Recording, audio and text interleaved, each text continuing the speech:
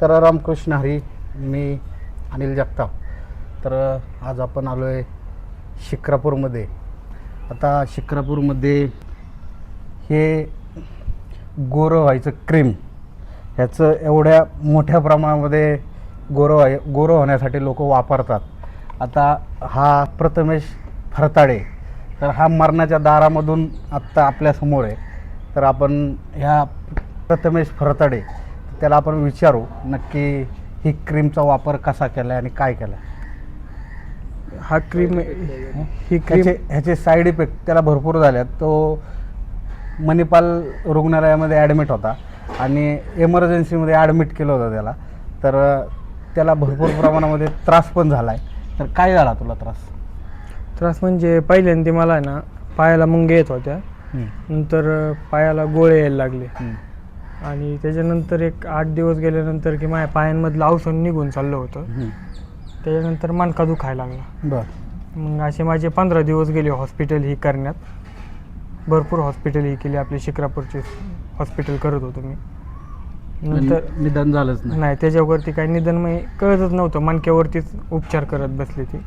पण तोपर्यंत माझ्या मग एक हात ही नाही का असे काळे वगैरे पडायला लागले. रक्तच काळं पडलं. हा, मग ब्लड पूर्ण स्टॉप व्हायला लागलं होतं. पाय असे एकदम सुजले होते की म्हणजे पायांमध्ये चप्पल बसत नव्हती. मग ती सावकाश पूर्ण शरीरावरती इफेक्ट करत होतं. म्हणजे ह्या क्रीम वापरल्यापासून म्हणजे भरपूर डॉक्टरांक प्रथमेश गेला, पण कुठल्याही दवाखान्यामध्ये याचं निदान झालं नाही, बरोबर ना? नाही, म्हणजे मग त्यानंतर तू काय बाहेरचं पण पाहिला, हा, कसाच रिझल्ट यायचा दवाखान्यातून नाही का, बाहेरचं पण पाहिला गेला. तर मणिपालच्या डॉक्टरांक गेला. मणिपालच्या डॉक्टरांनी त्याला पाहिल्यानंतर काय म्हणले डॉक्टर तुला? डॉक्टरांनी मला माझी परिस्थिती पाहिली.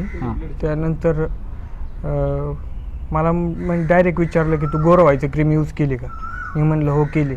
आणि त्यांनी त्यांच्या मोबाईलमधला फोटो मला दाखवला, ही क्रीम यूज केली का? ह्या क्रीम ही बाटली दाखवली. हा, ह्याचं. म्हणलं हो सर, हीच क्रीम लावली मी चेहऱ्याला आणि हिच मी यूज केलेलं आहे. मग त्यांनी ह्याच्यावरती मला ट्रीटमेंट चालू केलं त्यांनी. हा, मणिपालच्या डॉक्टर. आता तुला काय वाटतं ही क्रीम आता आपल्या परिसरामध्ये जे आणि ह्या क्रीमवरती बंदी आली पाहिजे जे काय? मला सकाळीच एक खामगावमधून दौंड तालुक्यातून एक मेसेज आला होता. त्याने मला मेसेज केला आणि मला शेट तुमच्या इन्स्टा अकाउंटला हा व्हिडिओ टाका, कारण आमच्या ह्या खेडेगावातसुद्धा आहे ना ह्या क्रीमचं भरपूर प्रमाणामध्ये लोक वापर करतात आणि त्याच्यामध्ये आमच्या सुना म्हणजे लेडीजसुद्धा वापर करतात. तर ह्या कॉस्मेटिकवर नक्कीच बंदी आली पाहिजे असं मला वाटतं. आणि सर्वांना हात जोडून विनंती आहे की ही क्रीम ही वापरू नका, असेल तर डायरेक्ट फेकून द्या, कारण हा मरणाच्या दारातून आपल्यासमोर उभा आहे.